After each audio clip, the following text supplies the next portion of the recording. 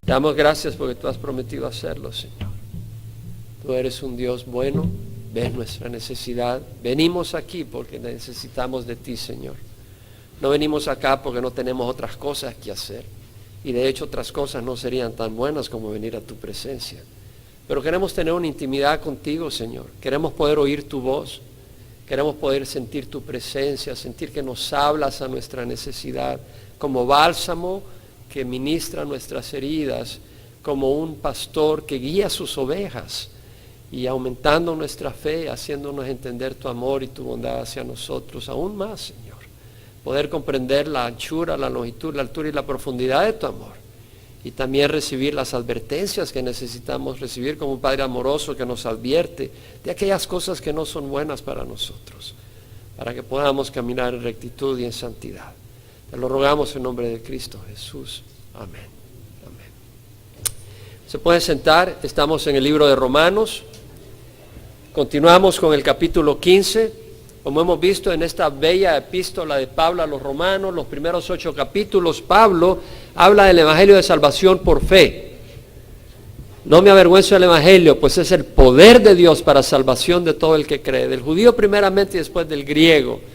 Porque en el evangelio la justicia de Dios, la rectitud de Dios se revela por fe y para fe. Como está escrito, mas el justo por la fe vivirá. Es decir, es por fe que recibimos la rectitud que Dios demanda que tengamos que tener para poder estar en su presencia. No la tenemos por nosotros mismos, pero es a través de la fe que Él nos recubre, nos viste de esa justicia y nos da su espíritu para estar transformándonos y moldearnos a esa justicia. Y cuando vamos a su presencia, o cuando Él venga por nosotros, entonces completará esa transformación. Y seremos totalmente transformados a la imagen de nuestro Señor Jesús. Ahora, en el capítulo 9 al 11 hemos visto cómo Pablo habla del plan de Dios para el pueblo de Israel y cómo Él tiene un plan para ellos. En el capítulo 12 en adelante al 15, Pablo nos hace una invitación a caminar en santidad. Este evangelio no solo es para ser salvos y salir del infierno, no ir al infierno, sino escapar de las garras de Satanás, pero también para escapar del poder de las obras de la oscuridad, para que caminemos en rectitud. Y Pablo nos hace ese llamado. Por consiguiente, hermanos, os ruego por las misericordias de Dios que presentéis vuestros cuerpos como sacrificios vivos y santos, aceptables a Dios, que es vuestro culto racional. Y no os adaptéis a este mundo, sino sed transformados mediante la renovación de vuestra mente, para que verifiquéis cuál es la voluntad de Dios, lo que es bueno, aceptable y perfecto. Es decir, vamos a renovar nuestra mente para transformar nuestras vidas. Y vamos a renovar nuestra mente a través de la palabra de Dios, que tiene un poder renovador. Así que por eso estamos estudiando esta palabra. Y esta palabra nos enseña en los capítulos 12 al 15 cómo vivir esa vida consagrada, cómo vivir esa vida en santidad. Es decir, cómo se vive. ¿Cómo debemos de comportarnos? ¿Cuáles actitudes son las que caracterizan a nuestro Señor Jesucristo y deben de caracterizarnos a nosotros? Y con un corazón sensible, el Espíritu Santo va a ir moldeando esas características en nosotros. Nosotros no podemos adquirirlas por nuestro esfuerzo. Es el Espíritu Santo el que las moldea en nosotros. Ahora, en el capítulo 15, versículo 15 en adelante, Pablo empieza a cerrar esta carta. Esta es una carta que le ha mandado a los creyentes en Roma. Y ya leímos el capítulo 15, versículo 15 al 16, con eso cerré la semana pasada, pero voy a arrancar de nuevo ahí. Pablo dice, os he escrito con atrevimiento sobre algunas cosas, para así hacer que las recordéis otra vez por la gracia que me fue dada por Dios, para ser ministro de Cristo Jesús a los gentiles, ministrando a manera de sacerdote el evangelio de Dios, a fin de que la ofrenda que hago de los gentiles sea aceptable, santificada por el Espíritu Santo. Pablo acá escribe y dice, os he escrito con atrevimiento, con osadía, con valentía, sobre algunas cosas para así hacer que las recordéis otras veces. Es decir, a veces necesitamos valentía dentro de la iglesia para compartir aquellas cosas que son necesarias para ayudar a nuestros hermanos a caminar en rectitud. Debemos de amonestarnos unos a otros, debemos animarnos unos a otros. Y a veces ese ánimo implica, hermano, cuidado por donde andas caminando. Hermano, no te desanimes. Hermano, mira esto. Y no lo hacemos para aplastar, no lo hacemos para tener poder sobre la gente, no mostramos valentía para que la gente ponga sus ojos en nosotros, sino que lo hacemos no para controlar a las personas, sino porque les amamos y queremos animarlas a caminar en rectitud. Y eso es lo que hace Pablo. Para que la gracia, y luego dice, os he escrito con atrevimiento sobre algunas cosas para así hacer que las recordéis otra vez, por la gracia que me fue dada por Dios para ser ministro de Cristo Jesús a los gentiles, ministrando a manera de sacerdote el Evangelio de Dios, a fin de que la ofrenda que hago a los gentiles sea aceptable, santificada por el Espíritu Santo. Es decir, los gentiles, los creyentes, las personas que estaban viniendo a Cristo, eran como una ofrenda que hacía Pablo a Dios. Te presento a estas personas que han venido a ti, y el deseo de Pablo es que ellos caminaran en santidad, y es por eso que él tiene el atrevimiento de decir las cosas que dice. Ahora, me llamaba la atención algunas cosas que no mencioné la semana pasada y quiero notar acá. Dice, por ejemplo, por la gracia que me fue dada por Dios para ser ministro de Cristo Jesús a los gentiles. Veamos bien que Pablo reconoce que él era ministro de Cristo Jesús. Él era un siervo de Cristo Jesús. Él era enviado por Jesús mismo. Algunos hoy en día enseñan cosas espirituales. Están dando consejos en las cosas espirituales, pero no son ministros de Jesús. No son enviados por Dios. Podrán llamarse cristianos tal vez. Podrán ser parte de una congregación. Podrán ser pastores de alguna iglesia. Pero no estoy seguro si son ministros de Jesús. Porque un ministro de Jesús debe de hablar las palabras de Dios. Y si no habla la palabra de Dios, no es ministro de Jesús. Podrá ser representante de una organización, podrá ser un ministro de esa organización, pero un ministro de Dios tiene que hablar la palabra de Dios. No lo digo yo, lo dice el Señor. Váyase a Jeremías capítulo 23. En Jeremías, donde había mucha confusión, habían profetas hablando cosas, eran del pueblo de Israel, eran religiosos, conocían el Antiguo Testamento. Sin embargo, Dios los descarta como sus siervos. En Jeremías 23, 21 dice, yo no envié a esos profetas, pero ellos corrieron. No les hablé, pero ellos profetizaron. Pero si ellos hubieran estado en mi consejo, habrían hecho oír mis palabras a mi pueblo. O sea, un verdadero profeta de Dios, un verdadero siervo de Dios, comparte la palabra de Dios. Y mira lo que dice, y les habrían hecho volver de su mal camino y de la maldad de sus obras. Hay muchos lugares donde tú vas, en algunos lugares donde tú vas y oyes cosas que quieres escuchar, pero no te hacen volver de tu mal camino. No te hacen volver del camino que te está llevando a la destrucción. No sales con convicción de ese lugar. Entonces, ¿qué vas a hacer? ¿A entretenerte? Vete a un teatro. Vamos a venir a la iglesia para conocer la palabra del Señor y ser sanados. Entonces, vemos acá que un verdadero siervo del Señor, un verdadero ministro del Señor, como lo fue Pablo, habla las palabras del Señor. Y por eso dice, para ser ministro de Cristo Jesús. Él era ministro de Cristo Jesús a los gentiles. Notemos que era por la gracia de Dios. Él reconocía que él era un siervo de Dios, no porque él fuera una persona especial. Era la mera gracia de Dios. ¿Saben que nuestro Señor Jesucristo dijo? Me llamaba mucho la atención. Hay un librito que estoy leyendo, y lo estoy leyendo por segunda vez, muy pequeñito, pero tiene unas meditaciones profundas y me encanta. El pastor que escribió ese, Jim Cymbala, realmente es un siervo de Dios, porque me doy cuenta de los consejos que da. Y estaba leyendo donde habla de la humildad y hace una buena observación. El Señor Jesucristo, cuando dice, venid a mí los que estáis cansados y cargados, y os haré descansar, aprended de mí que soy humilde, manso y humilde de corazón, y hallaréis descanso para vuestras almas. Mira lo que dice, aprended de mí que soy manso y humilde de corazón. El Señor Jesucristo estaba en el trono, Él estaba en el cielo, y sin embargo vino a la tierra y fue humilde, fue manso. Nosotros debemos de ser humildes, nosotros debemos de ser mansos. Muy importante que guardemos esa humildad, muy importante de que seamos humildes. Por tanto, en Cristo Jesús, vamos a seguir en el versículo 17, por tanto, en Cristo Jesús he hallado razón para gloriarme en las cosas que se refieren a Dios, porque no me atreveré a hablar de nada sino de lo que Cristo ha hecho por medio de mí para la obediencia a los gentiles en palabra y en obra, con el poder de señales y prodigios, en el poder del Espíritu de Dios, de manera que desde Jerusalén y por los alrededores hasta el Ilírico he predicado en toda su plenitud el Evangelio de Dios. Por tanto, en Cristo Jesús he hallado razón para gloriarme en las cosas que se refieren a Dios, está diciendo. Pablo, hablando, después de hablar del deseo de que la ofrenda que hace a los gentiles sea santificada por el Espíritu Santo, es decir, que los gentiles, los creyentes que están viniendo por el poder del Espíritu puedan caminar en santidad, en rectitud, que puedan oír, y parte de esa rectitud es caminar en humildad. Cuando Pablo habla de eso, dice, en Cristo Jesús he hallado razón para gloriarme. Empieza a meditar de lo que Dios ha hecho, porque él ha visto la obra de Dios. Ha visto que Dios ha efectivamente traído un pueblo dentro del mundo gentil que no era judío, lo ha traído a sus pies. Él ha visto el poder de Dios y reflexiona y dice, en Cristo Jesús he hallado razón para gloriarme en las cosas que se refieren a Dios.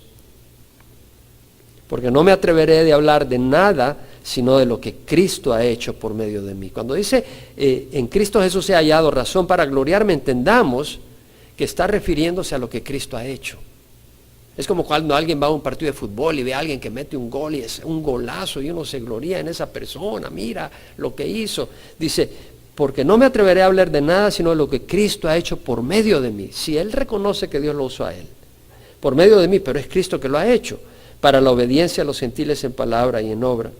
Este martes tuve una entrevista en televisión y me preguntó la hermana, me introdujo, y lo primero que le dije cuando me preguntó, le dije, voy a hablar de lo que Cristo ha hecho.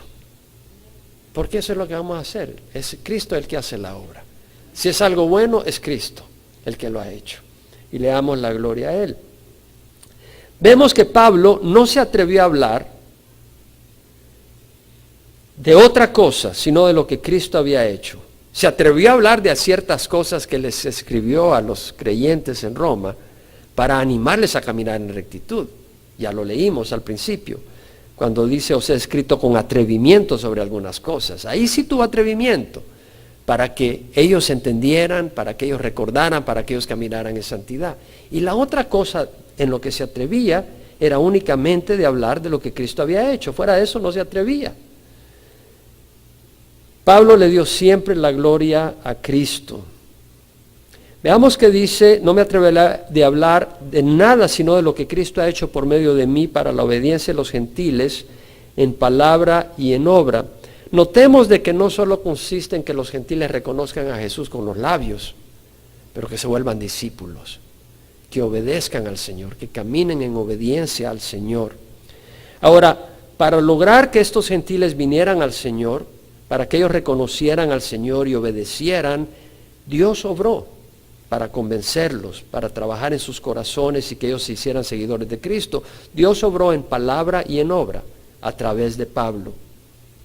Vemos la intimidad de Pablo con el Señor Jesucristo, porque él está diciendo, no me atreveré de hablar de nada sino de lo que Cristo ha hecho por medio de mí en palabra y en obra.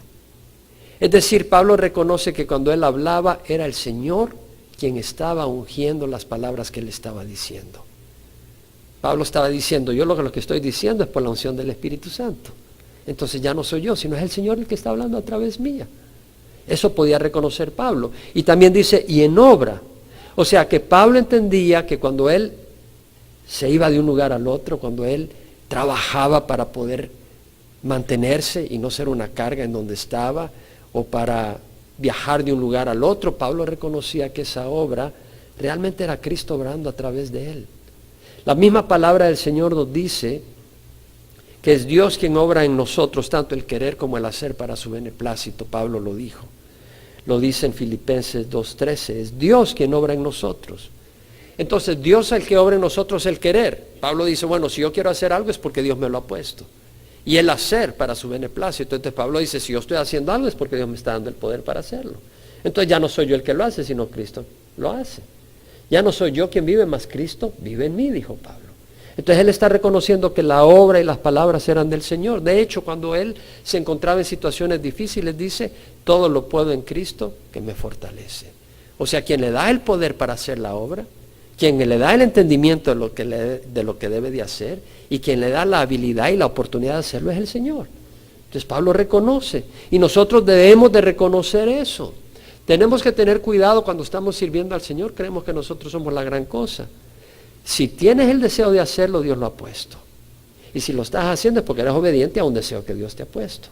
Y si estás haciendo la obra es porque Dios te dio la oportunidad y te dio la fuerza y la energía. Entonces vemos que es Dios quien lo está haciendo. Y esa era la intimidad que tenía Pablo cuando dice eso. No me atreveré de hablar de nada sino de lo que Cristo ha hecho por medio de mí para la obediencia a los gentiles en palabra y en obra. No es para decir un creyente más en la lista de los que tengo. No es para vanagloriarse a sí mismo, sino para que ellos sean obedientes a Jesucristo. Ese es nuestro deseo. Dios nos mandó a llamar a ser discípulos. Y luego dice Pablo, con el poder de señales y prodigios, en el poder del Espíritu Santo, de manera que desde Jerusalén y por los alrededores hasta el Ilírico he predicado en toda su plenitud el Evangelio de Cristo. Es decir, Pablo estaba obrando, estaba hablando, pero no era un poder natural, era un poder sobrenatural. Con el poder de señales. Las señales quiere decir que habían milagros, curaciones, habían situaciones sobrenaturales, y esos milagros, esas situaciones sobrenaturales deberían de ser una señal para los no creyentes de que ahí Dios estaba con este hombre. Y nosotros necesitamos el poder del Señor en nuestro ministerio. Necesitamos el poder del Señor en nuestras vidas. Necesitamos ver al Señor moverse sobrenaturalmente. Yo necesito ver al Señor moverse sobrenaturalmente. Tenemos oposiciones sobrenaturales. ¿Usted sabe que tenemos oposiciones sobrenaturales? Porque cuando estás sirviendo al Señor, el enemigo se muestra, y si tienes los ojos abiertos, te vas a dar cuenta de la mano del Señor. Yo estoy convencido que cuando me golpeé con esta reacción a la medicina, yo sabía que el enemigo había actuado. Pero ya vamos a hablar un poco más de eso dentro del contexto de lo que tengo que enseñar. Por eso necesitamos orar, hermanos. Porque estamos luchando contra poderes sobrenaturales y necesitamos un poder sobrenatural para vencer las luchas que tenemos.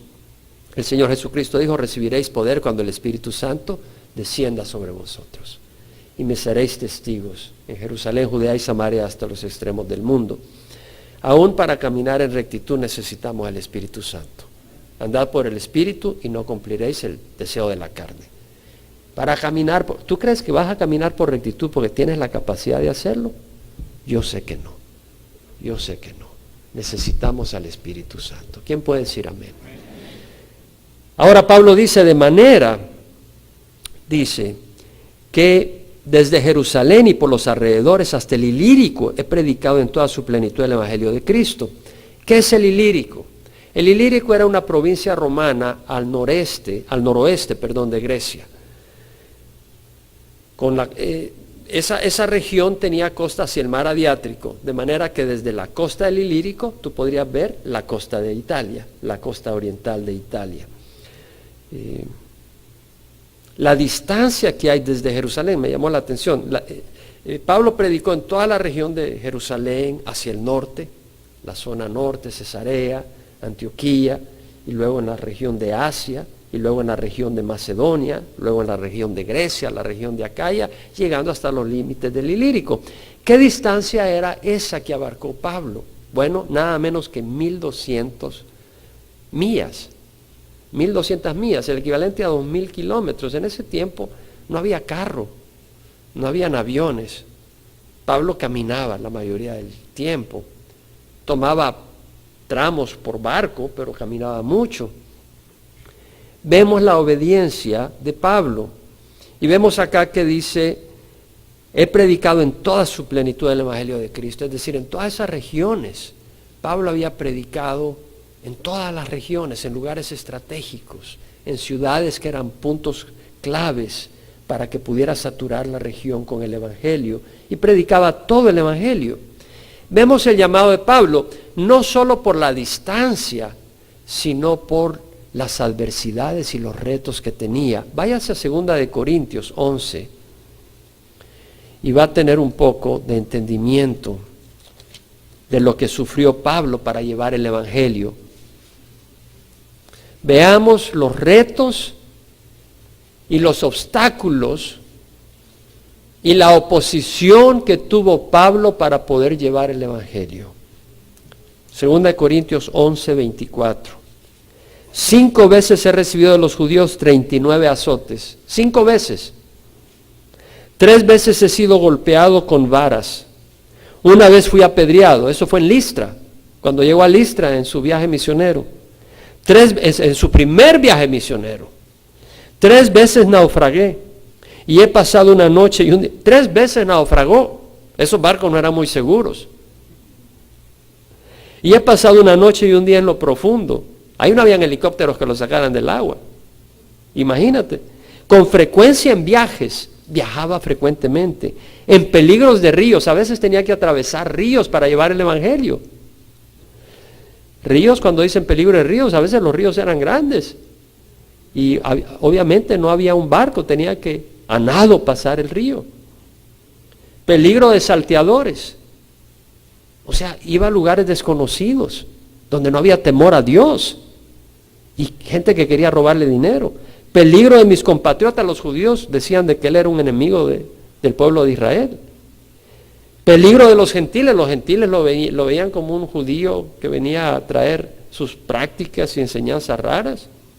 Peligros en la ciudad, peligros en el desierto, peligros en el mar, peligro entre falsos hermanos, en trabajos y fatigas, en muchas noches de desvelo, en hambre y sed, a menudo sin comida, en frío y desnudez. Esto es lo que significó para Pablo haber podido predicar el evangelio en toda su plenitud desde Jerusalén hasta el Ilírico. Y nosotros nos quejamos cuando el aire acondicionado de la iglesia no funciona, ya no vamos a la iglesia. Y si empieza a lloviznar, no, ¿qué vamos a ir? Nos vamos a resfriar. Y si está la televisión, algún programa interesante, ya no sé cuáles son los programas interesantes de televisión. ¿Cuáles son, hermanos? Ni me los digan porque no se vayan a poner en jaque mate. Ya no vamos a la iglesia. Y no vamos al vecindario a compartir porque tal vez está un poco frío. O tal vez la gente no te sonríe. Y yo creo que es necesario que Dios abra nuestros corazones hoy. Porque Dios tiene un llamado a Pablo, pero también tiene un llamado a nosotros. Que compartamos la luz que hemos recibido. Porque ese evangelio es el poder de Dios para salvación de todo el que cree. ¿Quién dice amén? Y si ese evangelio es el poder de Dios para salvación de todo el que cree, ¿qué haces cuando tus vecinos no conocen al Señor? ¿Qué haces cuando la gente en tu pueblo no conoce al Señor? ¿Qué haces si en el trabajo la gente no conoce de Jesucristo? O si crees que el evangelio es el poder de Dios para salvación, tenemos que compartirlo. A menos que no tengamos el amor de Dios en nuestros corazones. Y si alguien no ama, es que no tiene al Señor, porque Dios es amor. Y una expresión del amor es una preocupación por la gente para compartir el evangelio. Y ustedes lo entienden, porque muchas de las gentes que están acá han venido porque algunos de ustedes los han invitado. Y han venido como resultado de eso. Ahora veamos lo que dice Pablo en el versículo 20 al 21. De esta manera me esforcé en anunciar el evangelio no donde Cristo era ya conocido, para no edificar sobre el fundamento de otro, sino como está escrito, aquellos a quienes les fue anunciado acerca de él verán, y los que no han oído entenderán. Veamos lo que dice Pablo. Pablo está diciendo que se esforzó. Fíjate bien, es interesante la palabra que usa Pablo. Dice, de esta manera me esforcé en anunciar el evangelio. ¿Sabes lo que quiere decir? Ahora dicen dónde, donde Cristo no era conocido. Pablo dice, mi prioridad es que donde Cristo no ha sido conocido, yo quiero llegar ahí. Yo quiero llevar el evangelio donde nadie ha oído de Jesucristo. Esa era su prioridad, esa era su pasión. Y dice, ¿por qué voy a ir donde ya Cristo es proclamado? Ya hay otros que han llegado, han proclamado, han ministrado. ¿Qué voy a ir yo a edificar donde otros están edificando? Yo quiero ir donde nadie ha llegado, dice Pablo. Esa era su pasión. Pero mira las palabras que usa. A mí me llama la atención por el Espíritu cuando estoy preparando este estudio algunas palabras. Y una de ellas era, de esta manera me esforcé. La palabra se traduce en la New American Standard, I aspire. Yo tuve como aspiración. La New International Version lo traduce, It has always been my ambition. Siempre ha sido mi ambición proclamar a Cristo donde no ha sido proclamado. La New King James Version lo traduce, I have made it my aim. Lo he hecho mi meta.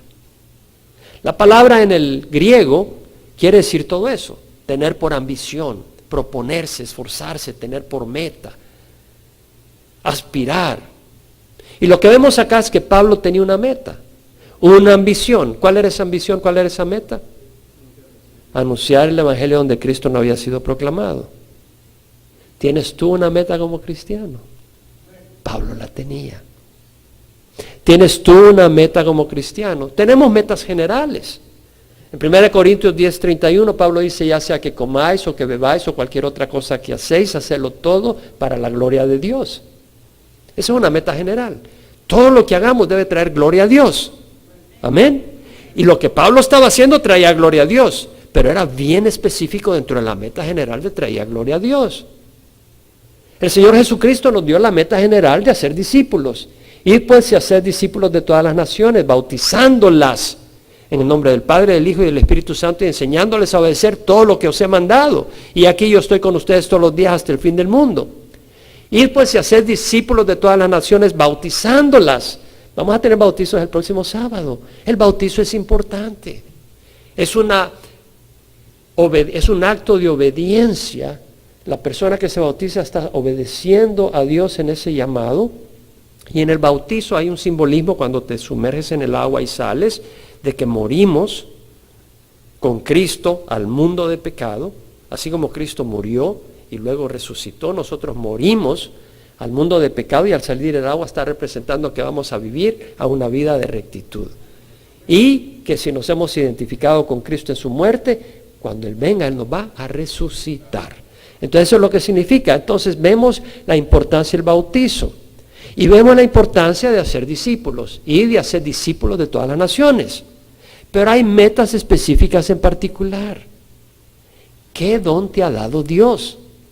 Obviamente que a Pablo le dio el don del apostolado, el don de enseñar, el don de evangelismo, el don de maestro y muchos otros dones le dio a Pablo como apóstol. Pero Dios te ha dado dones. Porque Dios tiene una meta específica en tu vida. Y cuando estaba leyendo esto dije yo, Señor, ¿cuál es la meta específica que tienes para mí? Y me puse a pensar, no tuve mucho tiempo, pero tengo que meditar más sobre eso.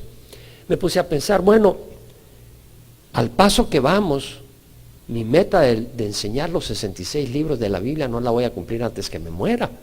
Si el libro de Romanos ya llevo más de un año y no lo terminamos, imagínate, 66 años no creo que me dé más el Señor en esta tierra. Te dije, Señor, bueno, ¿cuál es la meta? ¿Quieres que termine por lo menos los libros del Nuevo Testamento? Meditando un poco. Pero Dios tiene una meta para cada uno de nosotros. Y tenemos que entender cuál es esa meta. Hay una meta general, que es glorificar su nombre. Hay una meta general, que es hacer discípulos. En mi caso es enseñar la palabra también, porque me ha dado el don de enseñanza, de alguna manera. Y hay algunos otros dones que sé que el Señor me ha dado y los quiero ejercer, pero hay metas específicas dentro de esa meta general. Y tenemos que conocerlas, buscar del Señor para llevar a cabo la obra que Él quiere que haga. Ahora, Pablo entendía no solo la meta, sino que entendía la urgencia del Evangelio. En el versículo 22 al 24, mira lo que dice Pablo. Por esta razón muchas veces me he visto impedido de ir a vosotros, pero ahora no quedando ya más lugares para mí en estas regiones, y puesto que por muchos años he tenido un gran deseo de ir a vosotros, cuando vaya a España iré a vosotros, porque espero veros al pasar y que me ayudéis a continuar hacia allá después de que haya disfrutado un poco de vuestra compañía. Entonces Pablo habla de la necesidad de anunciar el Evangelio donde Cristo no es conocido, amén. Y usa eso como una explicación de por qué no había ido a Roma antes. Él quería ir a Roma, él lo explica, pero dice, muchas veces me he visto impedido de ir a vosotros. Si se ha visto impedido es porque tiene el deseo, pero no ha podido. Y luego dice, no quedando ya más lugares para mí en estas regiones, y puesto que por muchos años he tenido un gran deseo de ir a vosotros, cuando vaya a España iré a vosotros. O sea, Pablo está diciendo, tengo un gran deseo de ir a Roma. Lo he tenido por muchos años, pero no he podido hacerlo porque he tenido que compartir el Evangelio donde Cristo no es conocido, en las zonas de Jerusalén, alrededor, al norte, Siria, en la zona de Asia, en la zona de Macedonia, todas esas zonas antes de llegar a Italia. Pablo tenía un sentido de urgencia. Pablo tenía un sentido de prioridad. El ir a Roma era muy bueno, pero su prioridad, su urgencia eran los que no habían oído. Vemos que Pablo tenía urgencia y prioridad. ¿Entiendes la urgencia de tu llamado? No necesariamente ir a Roma. Tal vez la urgencia de tu llamado es ministrar a algunas personas. Tal vez la urgencia de tu llamado es enseñar a los niños. ¿Entiendes la urgencia de esa necesidad? ¿Quién puede decir que los niños necesitan ser guiados en las cosas de Dios? ¿Crees que es urgente esa enseñanza? ¿Quién puede decir que urge que a los adolescentes se les guíe realmente en la palabra de Dios? Y si Dios te está llamando en esas áreas, hazlo con urgencia, entendiendo la urgencia que hay en eso. En las distintas áreas. Tal vez Dios te está dando el don de ministrar a algunas familias, de visitar a algunas personas, de mostrarle amor, de llamar a algunas personas. ¿Crees que hay urgencia en esa área? ¿Cuántas personas no se sienten solas? ¿Cuántas personas nadie les llama ni les visita?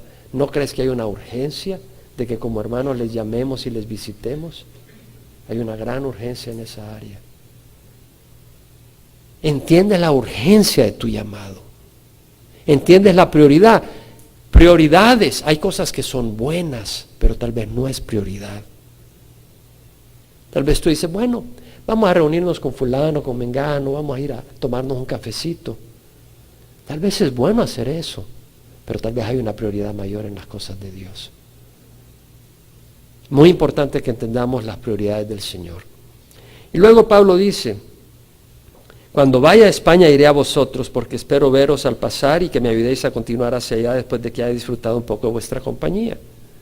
Cuando vaya a España, la palabra es Hispanía en el griego y se refiere a la península ibérica que incluye España y Portugal. O sea que Pablo tenía su meta otros lugares a donde Cristo no era predicado. Entonces dice, voy a ir, mi meta realmente no es Roma, casi está diciendo eso, mi meta es España, pero aprovecho que para ir a España tengo que pasar a Italia.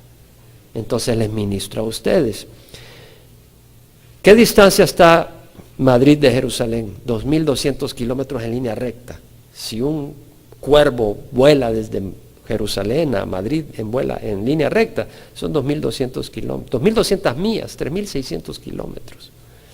Esa era la distancia que iba a recorrer Pablo y que probablemente recorrió para llegar a España a anunciar el Evangelio de gracia.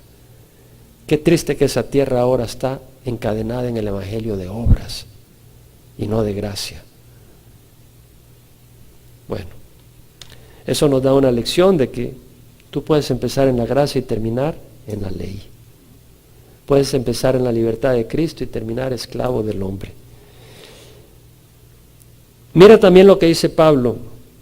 Espero, o sea, él está buscando ayuda de ellos. Y dice, espero veros al pasar y que me ayudéis a continuar hacia allá, después de que haya disfrutado un poco vuestra compañía.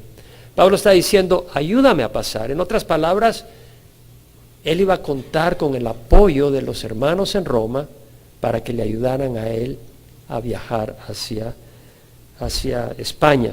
Vemos el corazón misionero que debe tener cualquier congregación para la obra del Señor. Y luego dice, después de que haya disfrutado un poco de vuestra compañía. O sea, Pablo estaba viendo que el ir a Roma antes de ir a España le iba a permitir disfrutar de la compañía de los hermanos. Vemos su actitud, vemos su sentir hacia la iglesia de Roma. El pasar en Roma iba a ser una fiesta para él. Voy a disfrutar de mis hermanos. Va a haber una gran comunión fraternal, voy a gozarlos. Algunos no los conozco, la mayoría no los conozco, otros conozco, los he discipulado, dice Pablo. Voy a llegar ahí, va a haber una fiesta espiritual, va a haber un convivio, va a haber algo muy hermoso. Vemos el corazón fraternal, pastoral de Pablo. Ahora dice, pero ahora voy a Jerusalén para el servicio de los santos, pues Macedonia y Acaya han tenido a bien hacer una colecta para los pobres de entre los santos que están en Jerusalén. Entonces Pablo dice, ahora voy a Jerusalén. ¿Dónde estaba Pablo? Pablo estaba en Corintio. Era su tercer viaje misionero. Había ido de Éfeso, que está en Asia, y había ido hacia Macedonia, había ido hacia Acaya, de Macedonia a Grecia y después a Acaya, que es donde está Corinto. Y desde Corinto escribe esta carta a Roma. Y les está diciendo, voy a Jerusalén, O sea que de Corinto iba a ir a Jerusalén y de Jerusalén iba a pasar a Roma.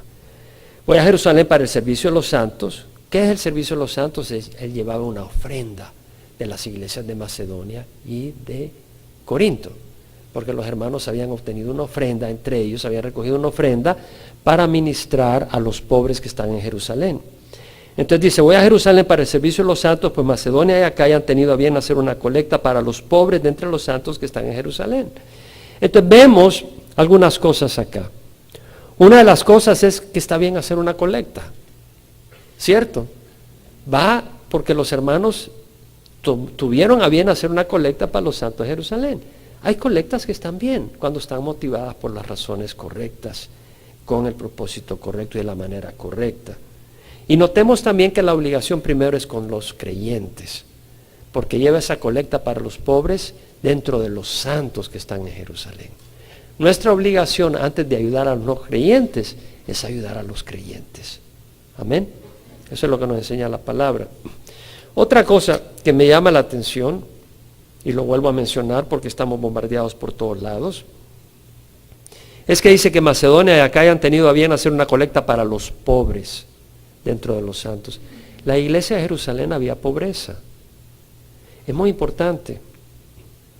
Es muy importante porque ahora existe ese evangelio de la prosperidad donde dice, si tú eres pobre es porque no tienes fe. Si tú eres pobre es porque Dios no está apoyándote, porque estás haciendo algo malo. Y no necesariamente. En la iglesia de Jerusalén habían pobres.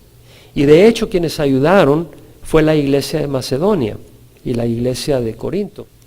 Según de Corintios 8, 1 al 3, leemos cuando Pablo habla sobre la ofrenda que recogen en Macedonia para los pobres en Jerusalén.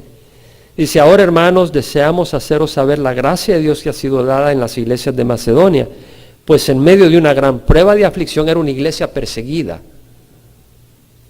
Abundó su gozo y su profunda pobreza. Esta no era pobreza espiritual, era pobreza económica. Y su profunda pobreza sobreabundó en la riqueza de su liberalidad. En la riqueza de su liberalidad para dar una ofrenda. Porque yo testifico que según sus posibilidades y aún más allá de sus posibilidades dieron de su propia voluntad. Entonces vemos de que el evangelio de prosperidad, y estaba leyendo casualmente en un sitio de internet, de que habían entrevistado a un líder de una de las congregaciones más grandes de Estados Unidos, y sobre el evangelio de prosperidad, y él dijo, bueno, yo no sé si Jesucristo era pobre o no, dice. Lo que sí sé es que cuando lo crucificaron tenía un manto fino. Y sí es cierto que tenía un manto fino, pero el Señor no tenía ni siquiera dónde poner su cabeza. Él dijo, las aves del cielo tienen nidos, las zorras tienen madrigueras, pero el Hijo del Hombre no tiene ni dónde poner su cabeza. Sí, el Padre se encargó que Él tuviera sus necesidades satisfechas. Sí, Él no pasó hambre por una semana o un mes. No pasó sin ropa, pero no tenía riquezas, tuvo lo necesario, lo básicamente necesario. No tenía ni siquiera una cama. Era donde lo recibían, ahí dormía. Entonces el decir de que la pobreza es una prueba de que estás viviendo en derrota espiritual es un error, porque la Biblia no nos muestra eso. Si estás en pobreza, puedes clamarle al Señor y Dios te puede sacar de ahí. Si necesitas algunos recursos, clámale al Señor, Él te puede ayudar. Pero Él es el que decide finalmente las circunstancias que van a dirigir tu vida. Lo que sí sé es que el justo, Él va a proveer. Porque Él mismo dice, busca primero su reino y su justicia y todas estas cosas os serán añadidas. Pero entiende que todas estas cosas no son lujos necesariamente. No son derroches necesariamente, son necesidades. ¿Me explico? Y tenemos que tener eso bien claro.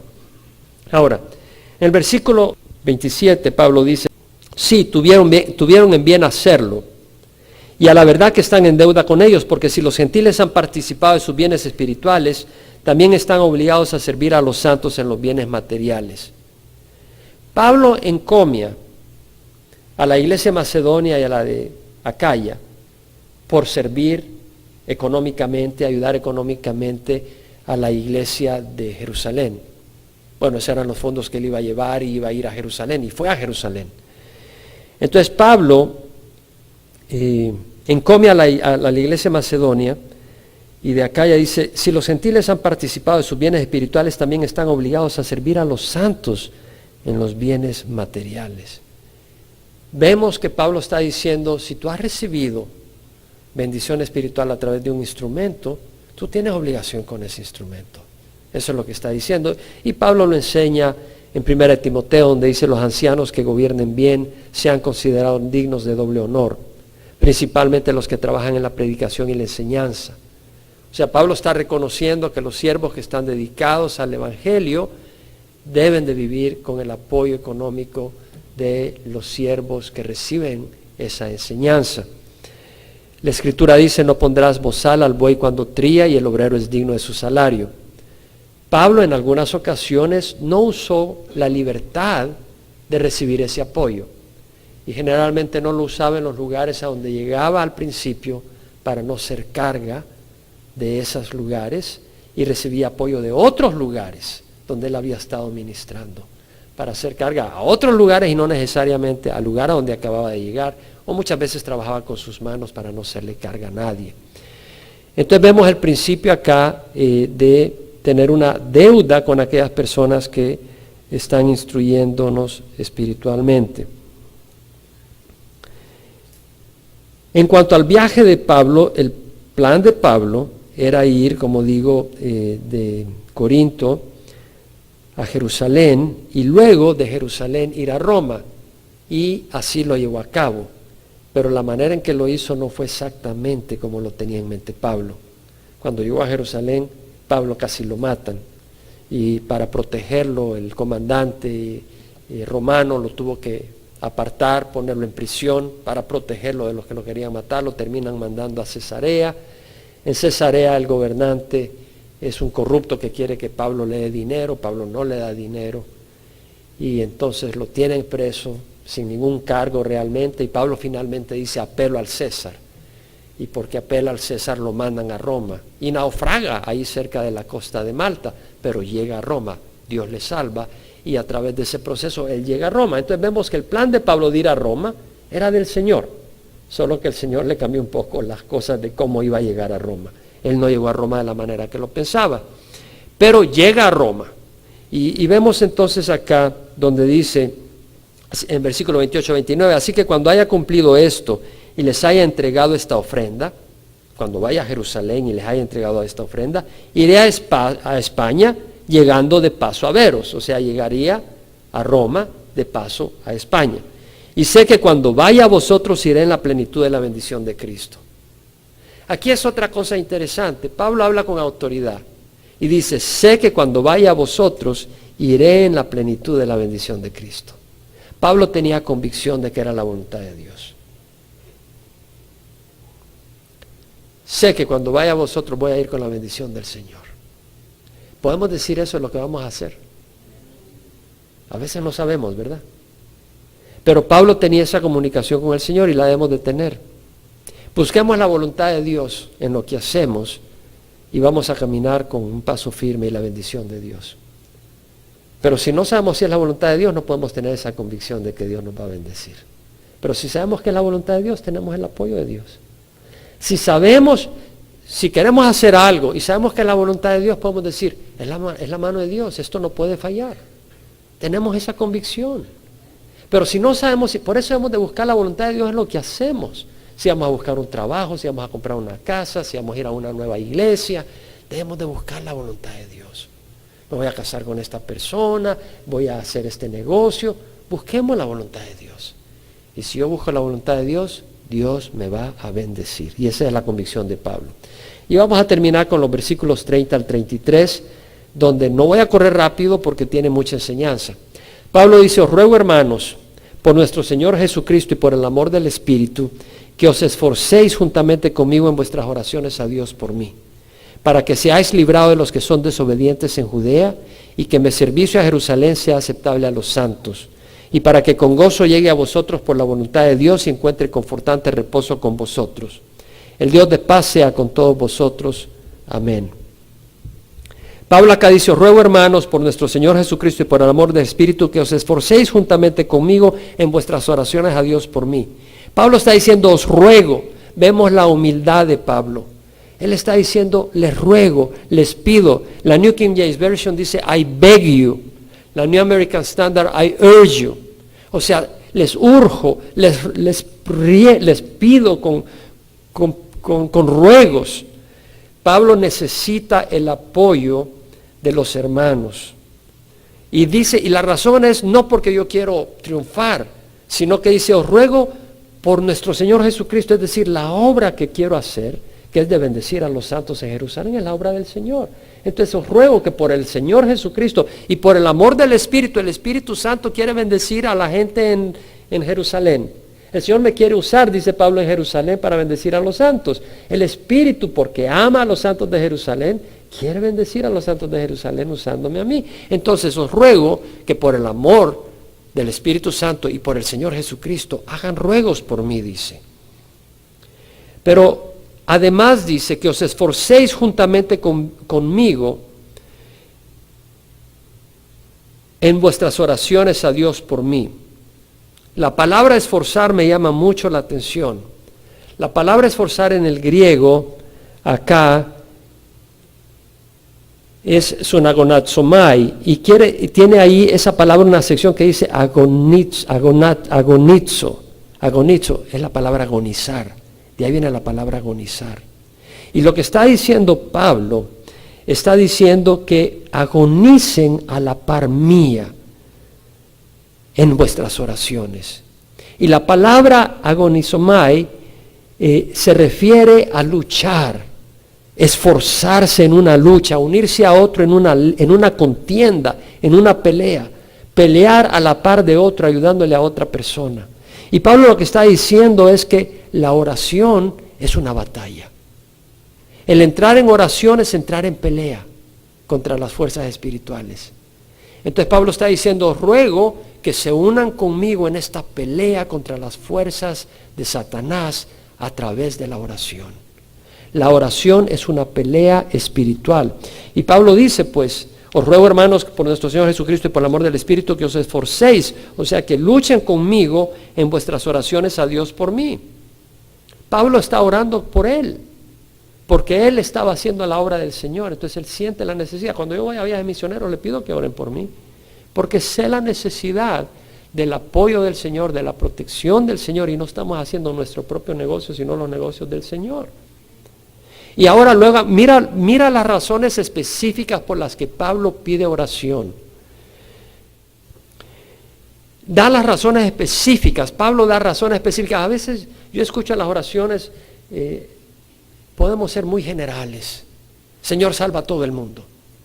Muy general. Seamos específicos en las oraciones.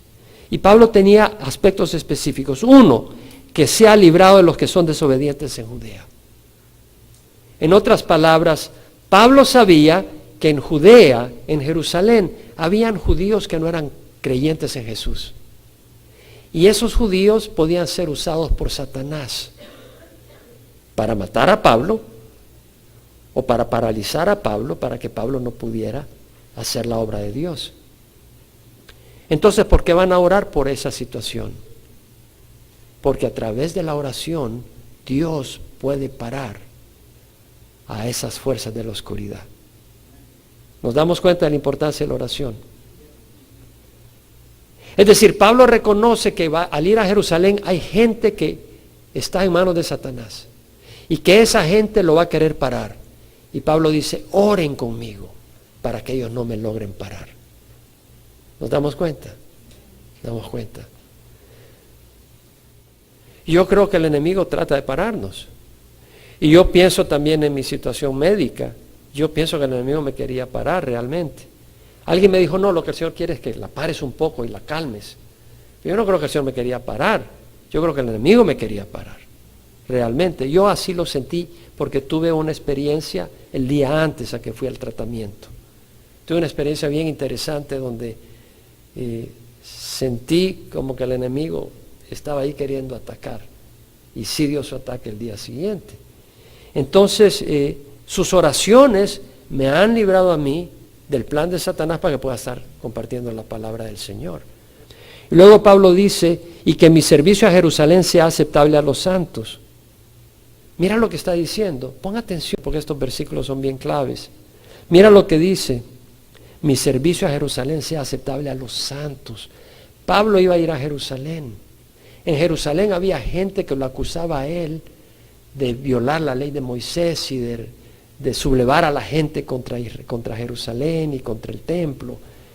Y Pablo está diciendo, les pido que rueguen para que cuando yo vaya a Jerusalén y ministre en Jerusalén, los hermanos aprueben y vean con buen ojo lo que yo estoy haciendo.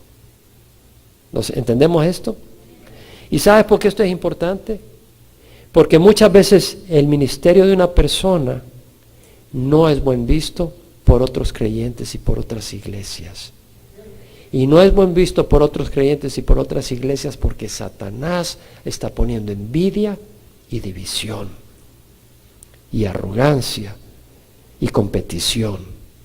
Entonces yo les ruego que ustedes oren por el ministerio de Calvary Chapel Emmanuel y por el ministerio del Verbo para Latinoamérica, que tenga buena vista ante los ojos de otras iglesias y ministerios, porque Satanás quiere meter fuego, meter veneno, y Pablo lo entendía, y por eso dice, os ruego para que mi ministerio en Jerusalén sea bien visto por los santos.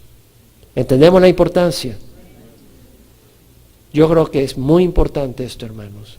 Ustedes y yo debemos de orar por el ministerio de Calvary Chapel Emmanuel y por el ministerio del Verbo para Latinoamérica, porque Satanás quiere poner envidias en otros ministerios y quieren poner celos y otro tipo de actitudes que no son de Dios, porque de esa manera Satanás divide y debilita la obra del Señor.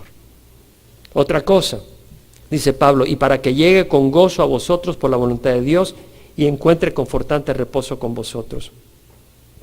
Pablo dice, quiero llegar con gozo a vosotros, quiero llegar con alegría, y para eso hay que orar, porque el gozo del Señor es mi fortaleza, dice la palabra, y el enemigo quiere quitarte el gozo del Señor, y tenemos que orar para que el enemigo no nos robe el gozo, que el enemigo no tenga esa entrada a nuestras vidas. Y dice, y que encuentre confortante reposo con vosotros. Acá hay otra palabra clave.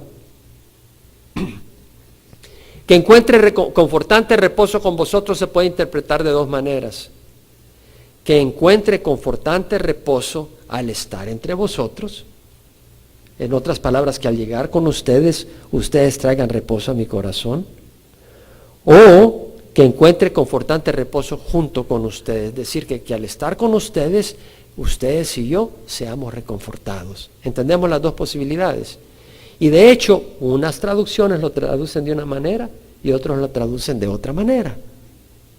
Por ejemplo, la English Standard Version dice, to be refreshed in your company. La New American Standard, to find refreshing rest in your company. En otras palabras, una de las interpretaciones, ser refrescados al estar entre ustedes. La New King James Version, la New International Version y la New Living Translation dicen ser refrescados junto con ustedes. That I may be refreshed together with you, and together with you be refreshed, and will be an encouragement to each other. O sea, el concepto es juntos estar refrescados. ¿Cuál es la interpretación correcta? Esto es lo que le voy a decir. Las dos son correctas. ¿Por qué? Porque cuando tú estás con los hermanos en armonía y en el Espíritu, todos se gozan, hermanos. Todos hayan reposo. Y esto es importante. ¿Por qué? Porque cuando hay armonía, cuando hay amor, cuando hay unidad y cuando está el Espíritu, hay reposo para nuestras almas. Y sabes que al enemigo no le gusta eso. El enemigo te quiere ver inquieto. El enemigo te quiere ver desanimado. Por eso se opone cuando quieres ir a la iglesia. Por eso se opone cuando quieres ir a la comunión de hermanos. El enemigo se opone. Entonces vemos la importancia de la comunión de hermanos, porque ahí nuestro espíritu se refresca. Y finalmente, el Dios de paz sea con todos vosotros. Amén. El Dios de paz. Leímos en Romanos 15 que era el Dios de consolación y el Dios de paciencia. 15:5.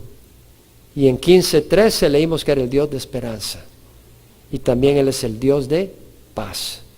¿Qué quiere decir Dios de paz? El Dios que trae paz a nuestro corazón. De hecho, en Isaías 9:6 se le menciona que Él es el príncipe de paz. Entonces necesitamos paz para poder caminar en victoria, y esa paz no la podemos tener aparte de Dios. El Dios de paz sea con todos vosotros, quiere decir que el Dios de paz los prospere dándole paz a ustedes, les apoye, les bendiga, los bendiga y los fortalezca. Y luego, amén. La palabra amén es una palabra en el hebreo que quiere decir estoy de acuerdo, así sea. Es una expresión que quiere decir así sea. Hermanos, hay mucho que hemos leído y le voy a decir algo. Cuando leemos tanto, y yo lo desmenuzo, porque mi interés es de que ustedes lo entiendan así como yo lo he estado entendiendo, tómense el tiempo de leerlo después, por su cuenta, habiendo entendido lo que hemos explicado y dejando que el Espíritu siga explicando. Varias cosas estudiamos hoy. Pablo se gloriaba en Cristo. Algunos se glorían en Madonna, otros se glorían en Shakira, con su equipo de béisbol, su equipo de fútbol. Nosotros nos vamos a gloriar en Cristo. No quiere decir que no goces un partido de fútbol o básquetbol. Yo no estoy diciendo eso. Pero nos vamos a gloriar en Cristo Jesús. Gloriarse quiere decir gozarse, celebrar. Vamos a gloriarnos en Cristo Jesús. Y recordar que si algo está siendo hecho, es Cristo a través nuestra. Y esa es la humildad que debemos de guardar en nuestro corazón. Acordémonos también del corazón de Pablo, de que fue a regiones lejanas. Tenía una pasión por llevar el Evangelio donde el Evangelio no había sido llevado. Y tenía una prioridad. Él entendía su prioridad y su urgencia. Yo espero que nosotros entendamos nuestra prioridad y nuestra urgencia. Y que seamos fieles en compartir el Evangelio y hacer lo que el Señor nos ha llamado a hacer. Y finalmente, en este estudio, oremos unos por otros, hermanos.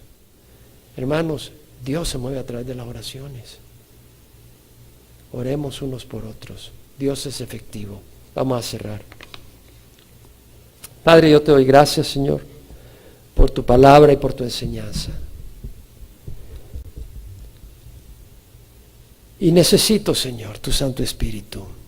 Y no solo yo, sino los que estamos acá.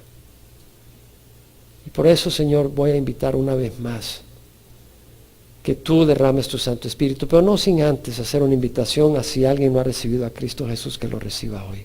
Ya sea los que nos visitan por internet, y si hay alguien acá que no ha recibido al Señor, puede recibirlo, ya sea aquí en el salón principal o en el salón familiar. Pídele al Señor que entre a tu corazón y Él entrará. Entrégale tu corazón al Señor, dispuesto a seguirle. Ora conmigo. Padre Santo, te ruego perdón por mis pecados. Hoy recibo a Jesucristo como mi Señor y mi Salvador.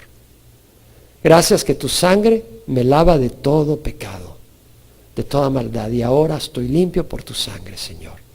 Te recibo como mi Señor y mi Salvador. Dame tu Santo Espíritu para caminar en rectitud, poder rechazar el pecado y hacer tu voluntad. Lo ruego en nombre de Cristo Jesús. Amén. Si has hecho esta oración de corazón, el Señor entra en tu vida y has nacido de nuevo. Lee la palabra. Congrégate en un lugar donde se enseña la palabra de Dios.